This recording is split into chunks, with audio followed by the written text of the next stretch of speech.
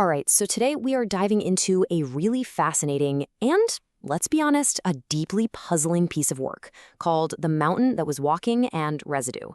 On the surface, it looks like two totally separate novels, but as we're about to see, there's an incredible hidden structure that ties it all together. So yeah, let's get into it. The whole thing kicks off with this one single baffling sentence. Now, this isn't just some clever parable. The text presents it as a simple fact. And really, getting a handle on this monk and his impossible quest, that's the absolute key to unlocking the entire first half of this work. So here's the game plan for today. We're going to start with that monk's quest, which is our doorway to understanding the worldview of our first author, Penex Donahue. Then things get interesting, because we're going to meet a second, completely opposite voice, Apenex Enang. We'll put their two realities side by side, uncover the shocking experiment that actually created them, and then, finally, we'll talk about what it all means for you and me. Okay, first up, let's unravel this strange story about a monk named Ekun and his journey that, on the surface, makes absolutely no sense. So the story goes something like this. This guy, Ekun, spends 40 years, 4 decades, obsessed with crossing this river. He can hear it, he can smell it, he feels the spray on his face, but it isn't actually there. He gets so lost in this quest he even forgets his own name, until some woman at a market says, Ekun, and it all comes flooding back. And in that moment, he realizes the river was never a river. It was a hole, a gap in his own understanding. And this is where it gets really wild. To show you how time works in this world, he reaches into his robe and pulls out a radish he bought at that market. And it's still perfectly fresh, 40 years later. So, that wild story? That's our way into the mind of the first author we need to talk about, Penex Donahue.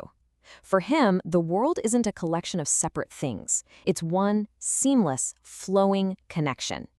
Donahue's whole deal is what he calls synthesis. You know all those lines we draw between you and me, between a rock and the ground, between the past and the future? Well, for Donahue, all of those boundaries just dissolve. It all melts into one continuous, unending flow. And this quote, man, it just perfectly captures his whole philosophy. A mountain isn't a thing, it's an action. It's walking so incredibly slowly that our brains just interpret it as a static object we call stone. In his world, stillness is just a kind of motion that we don't have the patience to see. It's a pretty mind-bending idea, right? The foundation for all of this is a concept he calls the sound before silence. Now, this isn't a sound you can actually hear. Think of it more like the background hum of the universe. It's the original, unified vibration of reality itself, a total fullness that everything, even silence, comes from. It's the ultimate synthesis. Okay, so you think you've got it figured out, right? This world of flow and synthesis? Well, buckle up, because just as we're getting comfortable, the text does a complete 180 on us. It turns out Donahue's seamless world is only half the story. And bam, with that one line, we meet our second voice, Apenex Enang. And he is the polar opposite of Donahue. Where Donahue sees a perfect synthesis, Enang sees all the friction. Where Donahue sees a smooth flow, Enang sees all the sharp, jagged edges that are left behind. Enang's entire philosophy is built on this one powerful idea, residue. Think about it. If Donahue's world is the smooth, finished product, Enang's world is made from everything that wouldn't fit, all the splinters, all the shards, all the stubborn little bits that prove no synthesis, no perfect system is ever truly complete. And of course, Enang has his own monk story, and it's a perfect flip side to Ekun's. This monk is at a monastery where everyone's trying to dissolve into oneness, but he just can't. He finally declares, I cannot merge, and gets kicked out. So what does he do? He goes and sits in a cave for 30 years, not trying to achieve anything, just remaining.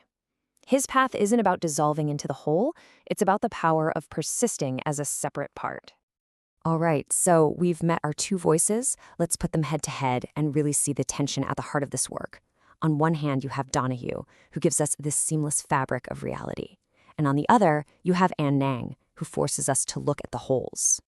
You know, nothing shows the difference between these two quite like how they look at silence. For Donahue, silence is fullness. It's the final, complete expression of that sound before silence. But for Enang, no way. For him, silence is an act of defiance. It's the silence that was never broken, the silence that just stubbornly remains when there's nothing else left to do. This table just lays it all out so clearly. You've got Donahue, where reality is a flowing synthesis, time is a river, and the ultimate goal is to dissolve and merge. Then you have Nong, where reality is a collection of sharp-edged pieces. Time is like sediment building up in layers, and the goal is to persist and remain. They're two totally incompatible, yet somehow coexisting ways of seeing everything. So the big question is, how is this possible? How can these two totally contradictory worldviews exist in the same text? Well, the final notes of the book give us this absolutely mind-blowing origin story. And here it is, the big twist. Pennex Donahue and a Pennex and Tong, they aren't two different people at all. They are the two emergent outcomes of a single, wild experiment designed to create a unified philosophy. So here's how it went down. The process started by trying to fuse three major Eastern philosophies, basically to mash them all together into one perfect system. Now, the part of the experiment that worked, where all the ideas merged seamlessly, that became the flowing, unified voice of Pennex Donahue, the fabric. But what about the stuff that wouldn't merge? All the contradictions, the friction, the ideas that refused to fit. Well, that stuff didn't just disappear. It actually coalesced and became its own conscious voice, Apenex Inang, the residue. Okay, so why should you care about this really weird, really complex literary experiment? Because it's not just about a book.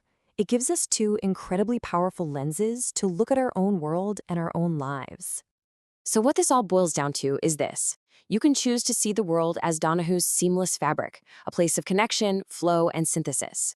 Or you can see it as Enang's collection of holes and residue, a world of stubborn facts, irreducible pieces, and things that just don't quite fit.